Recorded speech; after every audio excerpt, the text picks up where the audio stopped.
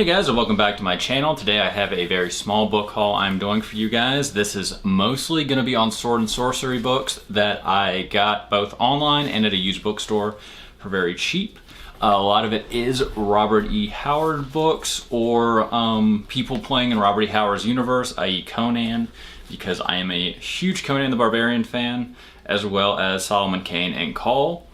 So to jump straight into this, boom, I have 3 of the Time Lost series by Centaur Books, which follow, I do believe, Solomon Kane all the way through. Solomon Kane, if you don't know, is a Robert E. Howard character. I don't think he's a holy man, but he's depicted as a Puritan with a sword and a pistol, sometimes other weapons. But in the 18th century, that tends to fight monsters and cosmic horror a lot like Conan. He's kind of different from Conan because he's kind of like a soldier, I think also an ex-pirate in some of the stories, and he's trying to repent and tends to find himself in situations all the time where he has to do violence.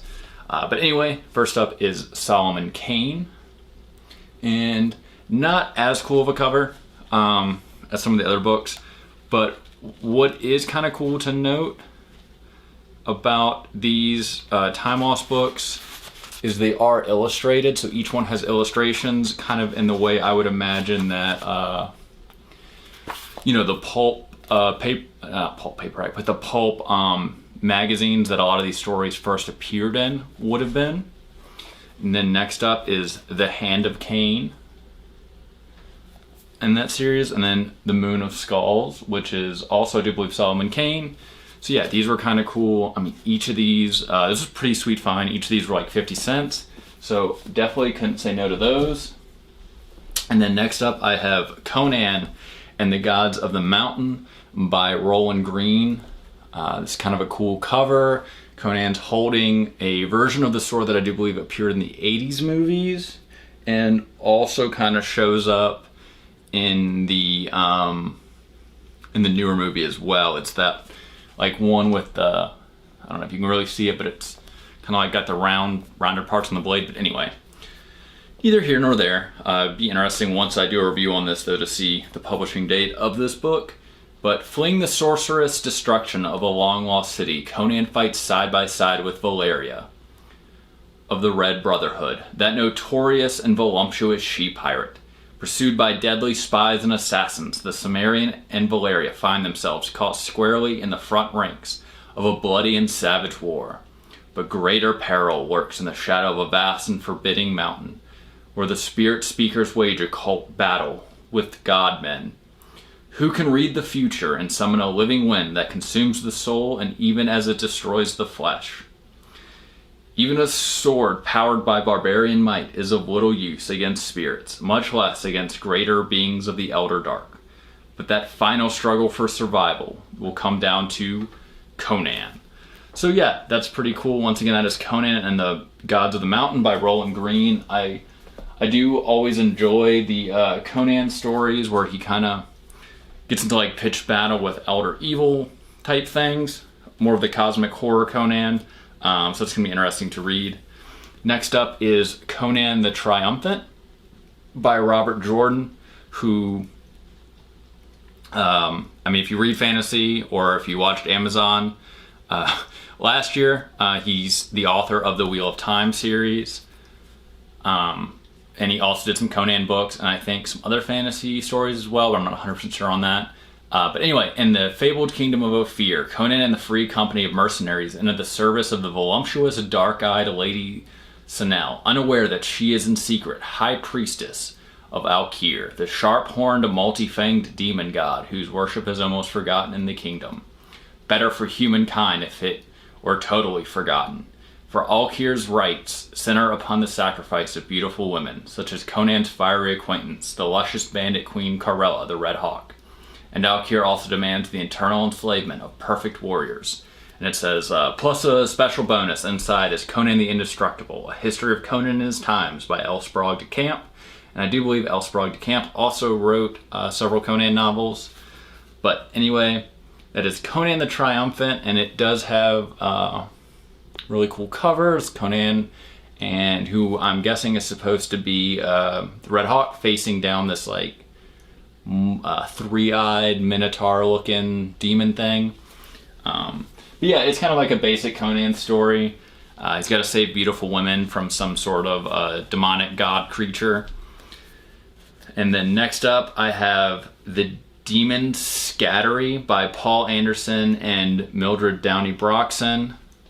I don't know if this is going to be sort of sorcery or high fantasy, but I did like the cover. It's kind of like, it looks like a wizard facing down this serpent thing, and it says over 50 pages of interior illustrations by Hugo Award winner Alicia Austin. So it is kind of cool. I do like that some of these books were also illustrated. I mean, they're kind of neat. But yeah, it says, in a vessel that sails on a timeless sea, a god sings of human morality. Hear then of a time when the... Ooh, I am not good with pronunciation, but I'm going to try. Lonic first came a Viking into Erie, of a time when gentle Christos was new come to the land, and an elder magic flickered still, and once in a great while, under just the right conditions, and with a very special curse, might flare up into full life again. So I'm guessing this is gonna be like kind of like historical based fantasy. And yeah, the book is kind of torn. I'll probably tape that at some point, but once again, I think the price is $1, but I do believe it was like all the green ones were half off. Next up, I have Andre Norton's Quagkeep, which is kind of interesting. I don't know if any of you guys know the history of this, but this isn't actually a straight up fantasy. If anything, it's very early game lit, or if you're familiar with like the lit RPG genre, this is about a group of D&D players who get pulled into their Dungeons and Dragons game. So yeah, it's gonna be pretty interesting. I've never actually read this. I've heard good things. I also have a copy of Warriors of the Flame, which is a series that very much is also game lit. Once again, same thing. Not people being pulled into video games, but people being pulled into their actual Dungeons and Dragons games or Dungeons and Dragons-esque games. So yeah, this is something I've actually been wanting to read for a while, and once again, it was 50 cents, so it was the perfect price. And then speaking of Dungeons and Dragons, I have Gord the Rogue by none other than Gary Gygax, and this is Knight Errant, and this is actually a collection of Gord the Rogue stories, which I do believe all take place in Greyhawk, which is one of my favorite Dungeons and Dragons campaign settings, which sadly has not made it to 5th edition, but you can kind of use a lot of the 1st and 2nd edition stuff and put it in there if you want to. I do believe there's like entire websites online that'll show you how to do it. But in a world fraught with sorcery and skullduggery, every day can bring a new experience, some of them humorous, some utterly horrifying. So it was with Gord, a young adventurer who not only attracts excitement, but thrives on it. Knight Errant is a collection of 9 short stories spotlighting the character for whom the Gord the Rogue book series is named. But yeah, Gord the Rogue is a book series which I've read the first one. I'm not exactly sure how many books there are, but I'm excited to find out. And it does show 2 people fighting this giant vulture thing. Then next up is not quite a fantasy book, but by a fantasy author, and that is Anne McCaffrey's Dinosaur Planet, and she is the author of the Dragon Riders of Pern series. And it says, stranded on a strange world, the mission, the exploratory and evaluation corps of the Federated Sentient Planets had sent ARCT-10 with its mixed crew of shipbred and planet-bound technicians to Irida to catalog fauna and flora and search for new energy sources. It was a simple mission, a standard crew. The problem, Kai and his beautiful co-leader, Varian, the best Xenob vet in the business, followed all the standard procedures, but the results of the investigations were totally unexpected. Not only were the planet's creatures larger than anyone had anticipated, and the geological finds smaller, but the rescue ship had inexplicably disappeared. The nightmare. Then suddenly, on a world of giant swamp creatures and deadly predators, a curious change had come over many of the members of the ARCT-10 crew, a change that would lead all of them, in one way or another, into the primitive darkness of a future world.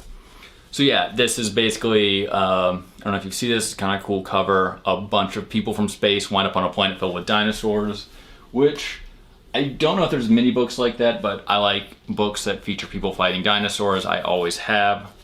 Which brings me to the next book, which is Carnosaur, now a major motion picture. I didn't know Carnosaur was based on a book. If you don't know about Carnosaur, it's a really great movie that the DVD for some reason is super expensive on Amazon. I don't think it's streaming anywhere, but it's about a bunch of people fighting dinosaurs. And it says, the world's most vicious predator is back, and he's got company. Tyrannosaurus Rex. I can't pronounce those two other dinosaurs. Have all been loosed into the modern world by Jane Penward, the vengeance-hungry nymphomaniac wife of the man who cloned them. David Pascal is a small-time journalist who gets his chance to make it big by cracking the dino story, but the key to the truth carries a high price. It's held by Jane. Before she's through with David, the carnage created by the dinosaurs will spread for miles and climax in an apocalyptic battle between the primal monsters and the all-technological forces that modern man can muster. But can anything stand against the voracious prehistoric hunger of Carnosaur? So yeah, I'm excited to read this. This is by Harry Adam Knight. Once again, I remember the movie being pretty cool. I do believe there were several movies, and I just remember people shooting dinosaurs. Hopefully the book is a lot like that, but we shall see. And then this is The Howard Collector, which is by and about Robert E. Howard, creator of Conan, edited by Glenn Lord, and it shows Barbarian breaking the chains of a woman with like a demon thing in the back, so very traditional Conan cover. And it says, a collector's item. The world of heroic fantasy suffered, blah, blah, blah, blah. So basically this is going to be a collection of Robert E. Howard stories, which is really cool because once again, I like Robert E. Howard. So I guess they put 4 on the back that are going to be kind of bigger. So Visions, Howard's View of Hell, The Marching Song of Connacht, The Battle Cry of a Race of Heroes, The Beast from the Abyss, The Truth Behind the Cat, and Solomon Kane's Homecoming, The Stirring Return of the Puritan Crusader, and more. So yeah, I'm excited to read these. I know you can get, I think, basically all of Robert E. Howard stuff digitally. A lot of it I think you can get for free at this point. But I do like picking up the old paperbacks when I can. I do hope you guys enjoyed this kind of like small book haul. I hope I showed you some books maybe you hadn't seen before. I am going to try to make more videos in 2022 and kind of stay a little more consistent than I was before. In my defense, I'm not making too many excuses, but I did obviously move. There is no more wood paneling behind me. I am no longer where I was. But once again, I probably could have filmed in between, so I'm not trying to make excuses, but I do hope you guys have enjoyed the 2 videos I put up to so far. I am planning to do some reviews and some other stuff, so, bear with me. And if you did enjoy this, please like and subscribe, and I'll see you guys next time.